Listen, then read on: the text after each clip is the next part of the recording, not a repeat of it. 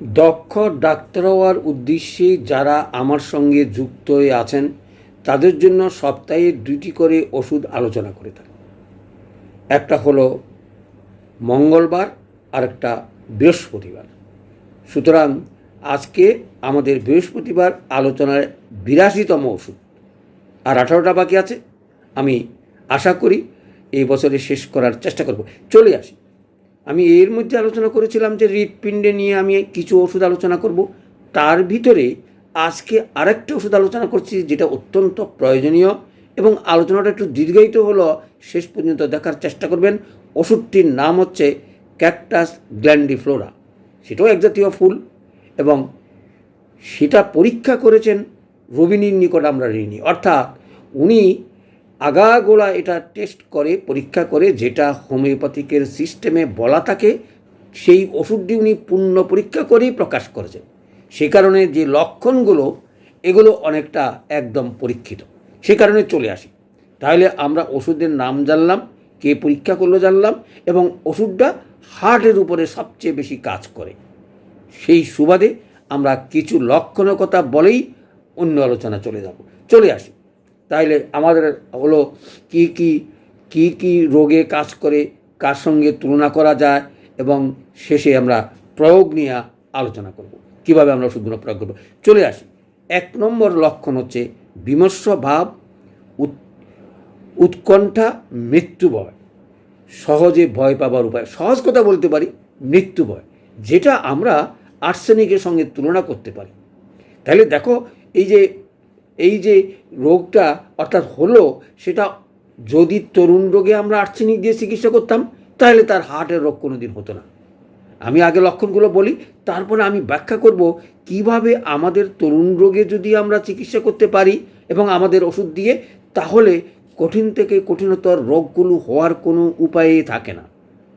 অর্থাৎ একটা রোগী যদি সেই তরুণ রোগের নতুন ডাক্তারের কাছে গিয়েও চিকিৎসা করায়, আমাদের ওষুধগুলো যদি প্রয়োগ হয় লক্ষণ মতে, তাহলে ধরেই নেন বাকি জীবনে তার হার্ট ডিজিজ হবে না, হওয়ার কোনো উপায় নেই।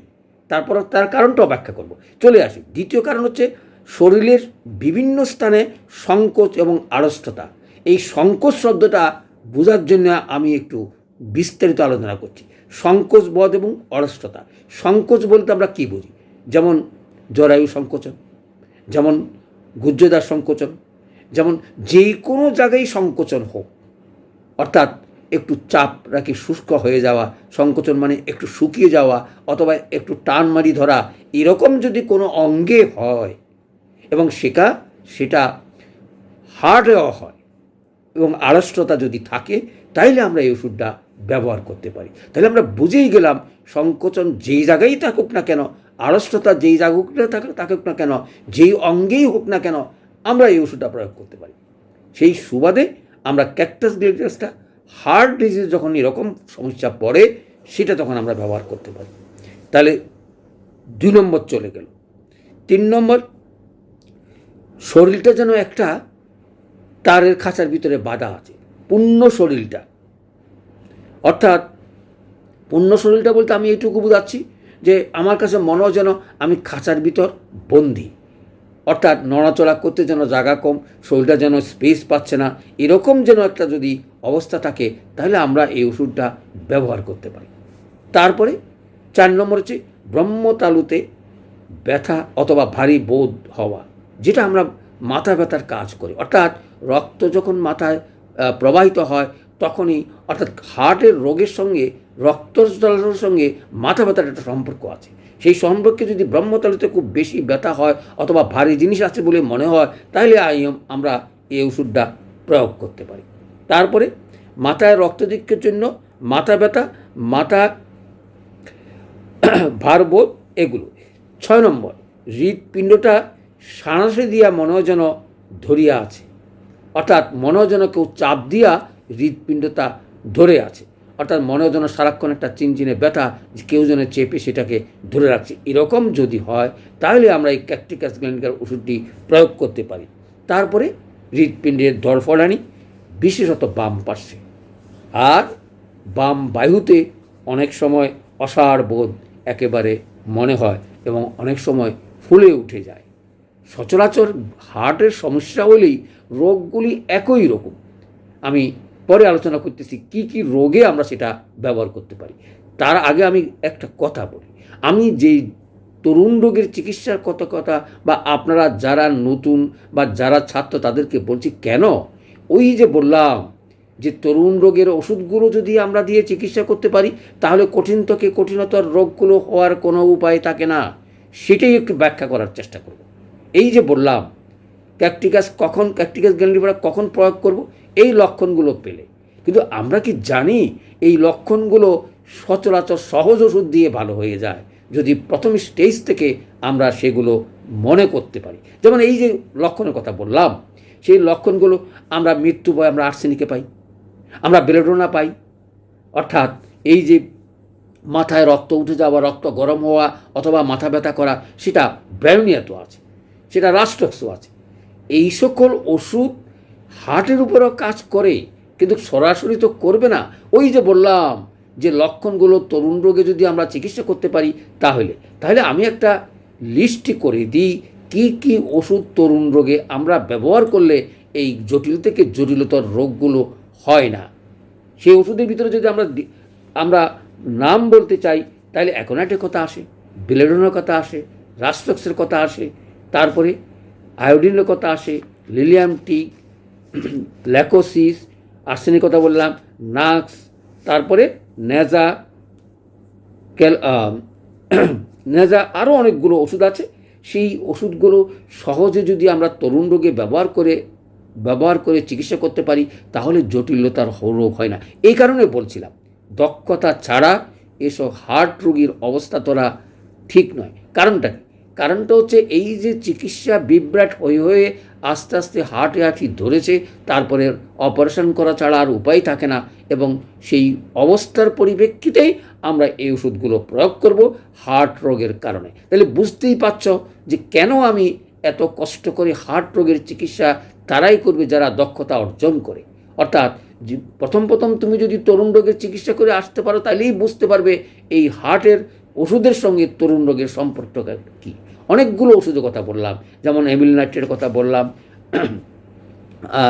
তারপর টোবেকাম আছে, এই সকল লাইকোপোডিয়াম আছে, স্পেজিলিয়া আছে, এই সকল ওষুধ আমরা অনায়াসেই সেই তরুণ রোগে ব্যবহার করতে পারি। চলে আসি তাহলে কি কি রোগে কাজ করে। আমি তো এটা বললাম এটা হার্টের রোগ, তাহলে হার্টের কী কী অবস্থা হতে পারে? হার্ট এনলার্জমেন্ট হতে পারে, হার্টের দরফরানি হতে পারে, যেটা আমরা পালপিটেশন বলি, তারপরে এনলার্জমেন্ট হতে পারে, পালপিটেশন হতে পারে, আর অ্যানজিনা পেক্টোরিস অর্থাৎ হৃদশূল। এই তিনটেই সচরাচর হয়ে থাকে। এই তিনটা রোগেই এই ওষুধ কাজ করে। সেই সুবাদে এই ওষুধকে বলা হয় হার্টের টনিক। এর আগেও একটা ওষুধ আলোচনা করেছিলাম ক্যাকটিকাস, সেখানেও বলা আছে, তবে সেটা পূর্ণাঙ্গ পরীক্ষিত কিনা আমার জানা নাই, কিন্তু এই ওষুধটা একদম পূর্ণাঙ্গ পরীক্ষিত। ডাক্তার রুবিনি এটি পরীক্ষা করে এই সকল লক্ষণগুলো প্রকাশ করেছেন। একটা ওষুধের লগে একটা ওষুধ সম্পর্ক দেখো, এই যে আমাদের হাতে তুলে দিয়ে গেছেন, অর্থাৎ জটিল থেকে জটিলতর রোগগুলো আমরা যেন এভাবে ব্যবহার করতে পারি। আর কি, কেন এটা এত প্রসিদ্ধ? অর্থাৎ রক্ত যখন তাড়াতাড়ি জমাট বাঁধে, দেখবা আমাদের যারা এলোপ্যাথিক চিকিৎসা করে, রক্ত যখন তরল হয়ে যায়, রক্ত যখন বাঁধে না, তখন তারা খুব বিপদে পড়ে রক্তকে তরল রাখার জন্য, অর্থাৎ রক্তের জন্য। কিন্তু এই ক্যাকটিকাস গ্র্যান্ডিফ্লোরা অনেক রকম হার্টের যত রকমের সমস্যা থাকুক না কেন, আমরা হার্টের টনিক হিসাবে প্রথম থেকেই আমরা ব্যবহার করতে পারি, যদি আমরা বুঝি সেটা হার্টের রোগ। আর এই যে বললাম রোগগুলো, যেই রোগগুলোর কথা বললাম হার্টের উপরে, এগুলো বিস্তারিত আলোচনা করলে তোমরা বুঝতে পারবে আমরা হার্টের রোগীকে এই সকল ওষুধ দিয়ে আমরা ভালো করতে পারি। তাহলে কি কি রোগে এইটা কাজ করে? যদি হার্টের রোগ হয়ে থাকে, রক্তস্রাব, যে কোনো জায়গা থেকেই রক্তস্রাব হোক না কেন আমরা ব্যবহার করতে পারি। তারপরে বাতজনিত কারণে যদি হার্টের সমস্যা হয়, অর্থাৎ বাতরোগ আছে, আমরা যেটা বলি সেটা বাতরোগে কাজ করে, শিরপীড়া কাজ করে, নাসিকার পলিপাসে কাজ করে। আর শোধ, হার্টের জনিত শোধ, বাম অঙ্গে যদি শোধ হয় তাহলে এটা সবচেয়ে ভালো কাজ করে। ভালো কাজ বলতে তো আমরা লক্ষণ দৃষ্টি ওষুধগুলো প্রয়োগ করে থাকি, সুতরাং আমাদের এই সকল চিন্তা করার কোনো কারণ নেই। লক্ষণ থাকলে আমরা ওষুধগুলো প্রয়োগ করব। ডিসপেপসিয়া, হাঁপানি এবং অশ্ব, যদিও সেটা অনেকগুলো রোগের কাজ করলেও হার্ট সম্বন্ধীয় রোগের কাজ করে, অর্থাৎ হার্টের কারণে ওই সকল রোগ হয়ে থাকে, সেই কারণে ওই সকল রোগে কাজ করে। তাহলে বুঝতে পারছো, হার্ট ফেল করলে অথবা হার্ট যদি নন ফাংশনিং হয়, হার্ট যদি কোনো রকমের ট্রাবলস পড়ে, সেখানে এই সকল ওষুধ, এই সকল রোগ হয়েই থাকে। নেজাও একটা ওষুধ হার্টের, সেটাও কাজ করে। অর্থাৎ এই যে হার্টের যে সকল ওষুধের কথা বললাম, একগুণ বললাম তরুণ রোগের কথা, আর একটা বললাম ডিপ সিটেড কথা, অর্থাৎ আমরা মায়াজম ভিত্তিক যদি চিকিৎসা করতে যাই তখন হয়তো সেগুলোর প্রয়োজন হবে। কিন্তু বর্তমান সমাজে আমরা যে হার্টের রোগী সকল পাই, সেগুলি আমি বলবো অন্য রোগের কারণে চাপা পড়েই এই সকল রোগ হয়ে থাকে, যেগুলো অপারেশন ছাড়া আর কোনো উপায় থাকে না। তখনই কাজ করার জন্য তোমাকে আহ্বান জানাচ্ছি, আমরা যেন আগামী দিনে এই সকল জটিল রোগের চিকিৎসা করার জন্য প্রস্তুতি নিচ্ছি। অর্থাৎ এই যে ক্যাকটাস গ্ল্যান্ডিফোরা, এটাও একটা চমৎকার মেডিসিন হার্ট রোগের। কখন, কিভাবে, কেন আমরা প্রয়োগ করব, সেটা জেনেই আমরা প্রয়োগ করব। চলে আসি, এখন আসছে শক্তি এবং মাত্রা নিয়ে। দেখুন, আমাদের ম্যাটেরিয়া মেডিকাতে প্রথমেই বলে, কি বলছিলাম, মাদার ব্যবহার করে। কিন্তু আমাদের জানা উচিত যে মাদারে কোনো দিন কোনো রোগ ভালো হয় না, উপশম হয়। অর্থাৎ সম্পূর্ণ রোগ নিরাময় করার জন্য সূক্ষ্ম মাত্রায় ব্যবহার করা উচিত। তাই বলি কি আমরা মাদার ব্যবহার করব না? করেন, সেটা রোগ সারবার জন্য নয়, রিলিফ পাওয়ার জন্য এবং রোগীকে সাময়িক উপশম দেওয়ার জন্য আমরা যে কোনো মাদার আমরা ব্যবহার করতে পারি। আমাদের ম্যাটেরিয়াল মেডিকাতে যেভাবে বর্ণনা আছে, তার অর্থ আমি কথা বলছি না যে ব্যবহার করবেন না, করবেন, সেটা ওই যে বললাম রোগী চিকিৎসার জন্য না, রিলিফের জন্য। রোগ চিকিৎসা আরেক জিনিস, হোমিওপ্যাথিক এই দুটা ভাগ আপনাকে মনে রাখতে হবে। সেই সুবাদে আমি বলবো, আমাদের শততম পদ্ধতিতে 3, 6, 12, 24 ব্যবহার করা উচিত। আর 50 পদ্ধতিতে প্রতিদিনই একই কথা বলি, M1, M2 থেকে শুরু করবেন। 2, 3, 4 বোতলে যদি বুঝতে না পারেন ওষুধটা কাজ করছে না, তাহলে ওষুধটা পরিত্যাগ করুন, অন্য ওষুধের কথা ভাবুন। এই কথা রেখেই এবং আহ্বান জানিয়ে আপনাদেরকে অনুরোধ করছি, 1, 2, 3, 4 যদি না পারেন তাহলে ওষুধটা ত্যাগ করুন, নতুন ওষুধ ধরুন, রোগীকে সেবা দিন। সকলকে ধন্যবাদ।